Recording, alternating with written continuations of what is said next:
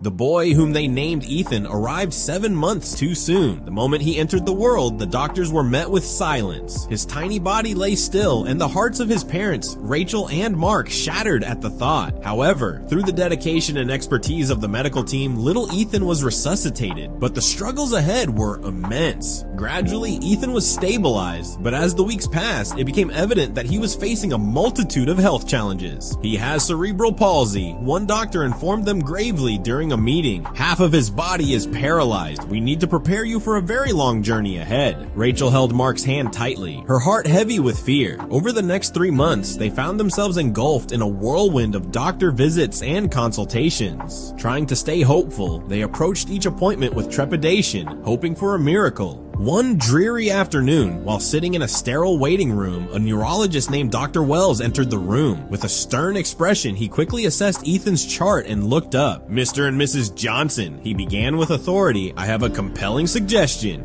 Rachel exchanged a puzzled glance with Mark. "What is it?" she asked hesitantly. "I recommend you adopt a Chow Chow or a Labrador," Dr. Wells stated firmly. "These breeds have shown significant therapeutic effects on children with similar conditions." Mark furrowed his brow in disbelief. "A dog? But we're already struggling to care for 3 children, one of whom has serious health issues." Dr. Wells leaned forward slightly, his voice intense. "This isn't merely a suggestion. It's an order based on evidence. The companionship of a dog can have profound benefits for Ethan's recovery." After much deliberation, Rachel and Mark decided to act on Dr. Wells' advice. "If it can help him, we should try," Rachel said. With determination, they acquired a 3-month-old black Chow Chow puppy, whom they named Max. When they brought Max home, the older girls, Olivia and Mia, squealed in delight. "Can we play with him now?" Olivia asked, bouncing up and down. "Not yet, sweetie," Rachel replied. "Let him get used to his new surroundings first." However, to their surprise, Max seemed uninterested in the girls. With a sense of purpose in his steps, he headed straight to Ethan, who was lying in his crib.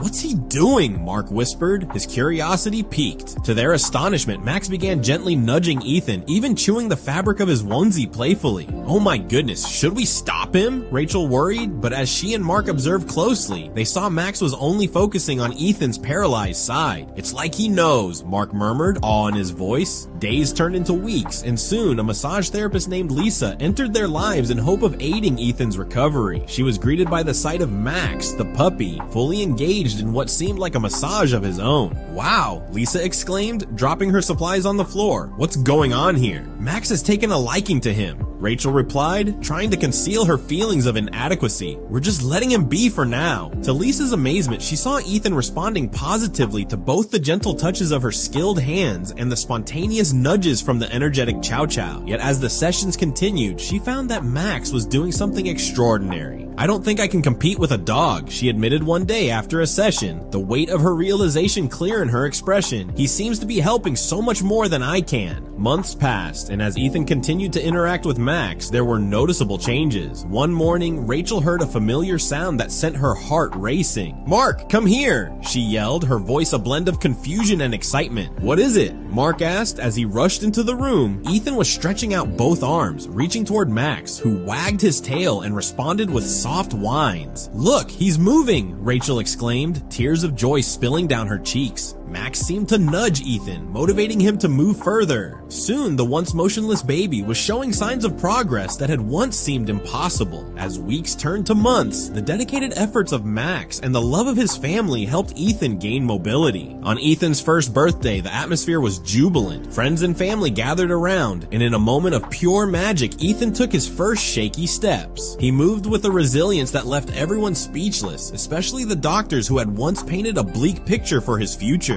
"Congratulations, Mark and Rachel," Dr. Wells exclaimed, disbelief written all over his face. "This is extraordinary. You've surpassed all our expectations." Overwhelmed with gratitude, Rachel hugged Max tightly. "We owe it all to this little guy," she said, beaming with pride. Mark knelt beside Ethan, who grinned widely, extending his hands toward both his father and his beloved dog. "You did it, buddy. You're a champ." Mark cheered, the sound of laughter and love filling the room. As they celebrated this incredible journey, it was clear that the bond between Ethan and Max had changed their lives forever, teaching everyone the true power of healing through love and companionship. There's no question that dogs are miracle workers, and it just proves that the bond between Ethan and Max went far deeper than just friendship. These two were undoubtedly connected, as any boy and his dog would be. Even though Ethan had originally been paralyzed, the existence of Max in his life turned everything around.